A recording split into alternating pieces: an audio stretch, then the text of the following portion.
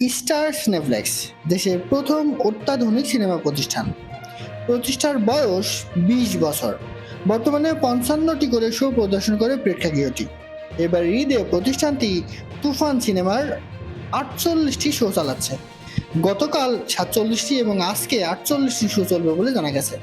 ফলে দর্শক চাহিদা আকাশচুম্বী থাকায় বাংলা ছবির অতীতে সব রেকর্ড ভেঙে শাকিব খান অভিনীত তুফান সর্বোচ্চ শো পেয়েছে। ঈদের দ্বিতীয় দিন দুপুরে স্টার সিনেপ্লেক্সের জ্যেষ্ঠ বিপণন কর্মকর্তা মেজু আহমেদ খবরটি নিশ্চিত করেছেন। তিনি বলেন, তুফান সিনেপ্লেক্সের সর্বোচ্চ ৪৭ শো পেয়েছে। প্রতিনিয়ত শো বেড়ে যাচ্ছে। মাত্র দুদিনে দর্শকদের যে চাপ আমরা অনুভব করি, ২-৪ দিনের মধ্যে শো সংখ্যা কতই পৌঁছায় তা এখন বলা যাচ্ছে না।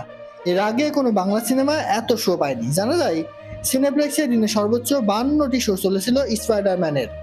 এরপরের অবস্থানে ৪২ শো ছিল শাহরুখ খানের জওয়ান এর।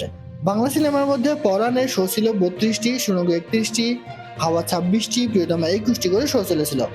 এবার দৈনিক শো রেকর্ড ভেঙে দিলেন শাকিব খান। রায়হান রাফি পরিচালিত এই ছবিতে তার বিপরীতে আছেন মিমি ও নাভিলা।